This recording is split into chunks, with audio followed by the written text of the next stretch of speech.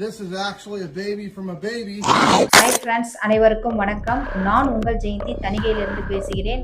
நம்ம இப்போ பேச போகிற சைட் என்ன சைட்னா on road site, Thiruppalaivanam, Pazhaverkadu நியராக இருக்க சைட்டு. ஒரு ஸ்கொயர் ஃபீட்டு 850 ரூபா. DTCP RERA upload, bank loan இருக்குது, arch, EB connection, water facility எல்லாமே இருக்குது.